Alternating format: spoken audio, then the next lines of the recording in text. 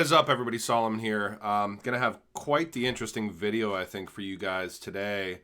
Over the past week and a half, we've seen a lot of failures surrounding traditional banking, Silicon Valley Bank, and some other really interesting aspects going on. But kind of laying within the shadows of all of that, you've got Russia, you've got China, you've got Brics nations making some really, really interesting moves. And so essentially China brokering a deal between Iran and Saudi Arabia.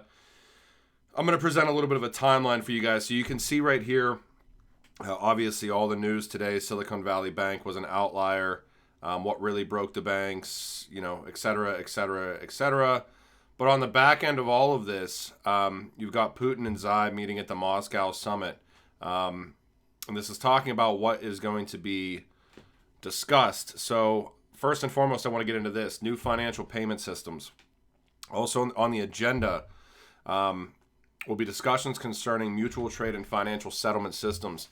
The issue is the United States has threatened to disconnect Chinese banks from SWIFT if they connect with Russia's MIR system, or if Beijing connects with China's CIPS financial messaging system within the Russian SPFS. Both countries regard this as infringing upon their sovereignty. As alternatives, they're looking for balanced ruble, yuan trade. Russia exports to China more than China exports into Russia, and the ruble is stable, resulting in a positive environment. For developing this further, both countries are actively looking at decreasing their use of the United States dollar. This whole thing is kind of about potentially the crumbling of the petrodollar. Obviously, we know the detachment from gold with Nixon in the early 70s. And there's a lot of financial aspects tied into the United States dollar regarding oil, obviously. So you're gonna see some really interesting relationships here as I show them to you. With Russia well ahead of China in this regard, both in terms of policy and as a result of sanctions, meant that the Chinese yuan is now a currency of choice in bilateral trade. As it has convertibility, it also means that the ruble yuan trade will increase. In time, such trade will be digital and involve national cryptocurrencies. However, there are regulatory issues with these. Crypto usage is currently speculative, but on sovereign terms, they will end up tightly regulated and act as replacements for existing currency. Both China, within the digital yuan, and Russia with the digital ruble, are trialing these. Such use will bypass the SWIFT banking network and render bilateral trade via the US dollar partially obsolete. Although as a global currency, United States dollar will continue to be used in China's trade with the West. They also go into stablecoin aspects within here. Central Bank of Russia is expected to visit Iran shortly to discuss the efficiencies of payments in their respective national currencies, with a plan to define and agree on the timeline and conditions for both countries to launch a gold stablecoin. The concept has been in the works for a while now, and both countries' central banks have jointly dedicated specialists in a working group for developing such a stablecoin and have actively been working together in both Tehran and Moscow. With the sanctions surrounding China, Russia, the SWIFT system, looking at how the Brics nations have tried to de-dollarize themselves and continue to do so. This timeline I'll be showing you today here. Again, this is March 23rd, so this is today. But I'm just going to point out some articles that came out over the past 3 or 4 days here and then backtrack in time, and I'll let you make your own assumptions about what's potentially happening here. I'll finish this article out with saying that a Russian-Iran stablecoin may pave the way for other types of stablecoins to be introduced. Russia is resource rich. Such tokens could be backed by other commodities such as diamonds, oil, gas, and even fresh water and timber. One thing of note within this that I'm not presenting today is that Russia's first or second legitimized blockchain platform was a company called Atomize, specializing in tokenizing precious metals. And if you look into who owns Atomize, it's a company called Nornickel or Norsk Nickel, the largest producer of palladium globally as well. So, so this also coming out, a new order in the Middle East. Iran and Saudi Arabia's rapprochement could transform the region. This is where I'm getting into kind of the meat and potatoes within this here. So let me go right here. So if you're not aware, Saudi Arabia and Iran have had tons and tons and tons of tension for quite some time.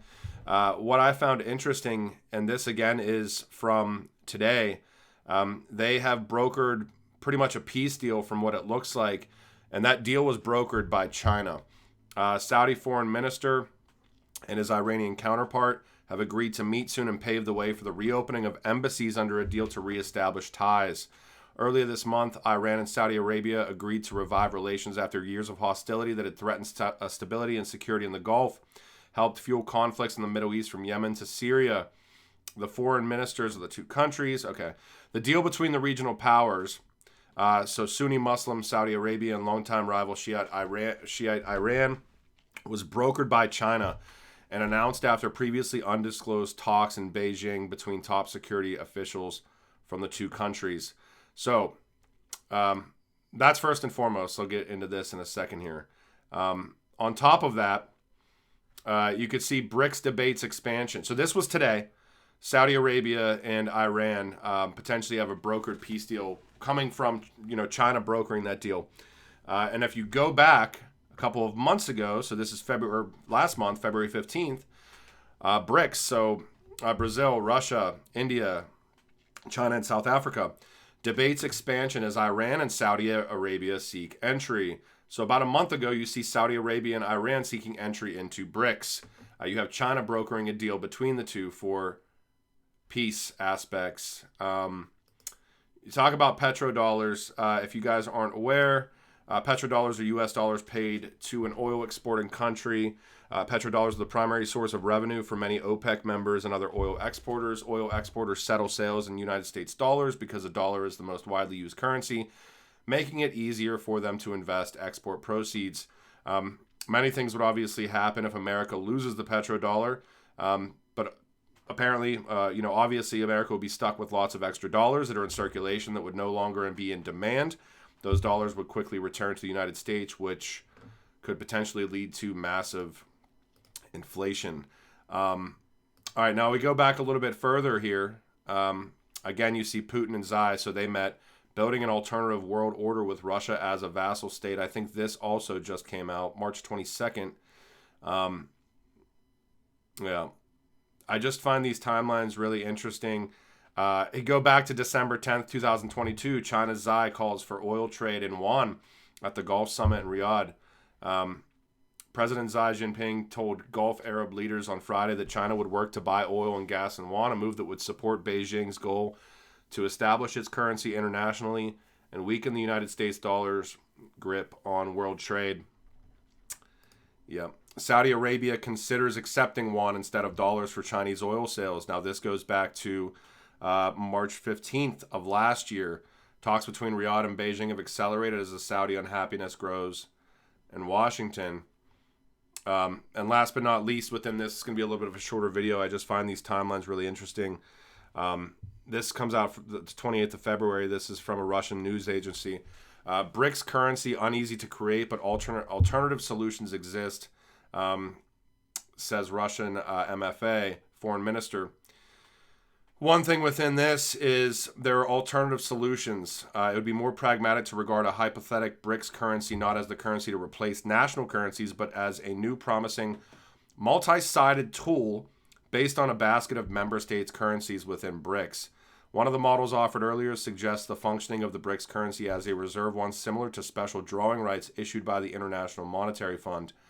He said adding this option also requires a thorough analysis through Russia's relevant state bodies and their Brics partners. So, again, you have Xi and Putin meeting. You also have China brokering a peace deal between Iran and Saudi Arabia, all within the past week. A month ago, you have Saudi Arabia and Iran seeking membership into Brics. A couple of months ago, you hear Xi, saying basically they'd like to settle Chinese oil sales in the yuan. And then even going back into 2022, you see that Saudi Arabia considers accepting yuan instead of dollars, United States dollars for Chinese oil sales. So, and then you also hear about this new financial system that they are certainly trying to build out between the Brics nations. to separate themselves from the SWIFT system, talking about potentially backing or having a gold-backed stablecoin, or precious metals being involved, or different commodities being involved. And yeah, just found it very interesting. Always find these timelines very interesting. So while we are seeing a lot of news over the past week and a half about, banks collapsing, all of this stuff is going on in the background. And I haven't seen anybody talk about it. So I definitely wanted to make a video on it today. Certainly believe that blockchain and distributed ledger technology play a role in a lot of these aspects. And yeah, I mean, if they separate and America loses its stance as kind of driving the petrodollar aspects, it'll be very interesting to watch what happens, because that is, I mean, it's pretty crazy. So hope you guys enjoyed this video. I'll talk to you guys when I talk to you. Thanks. Bye.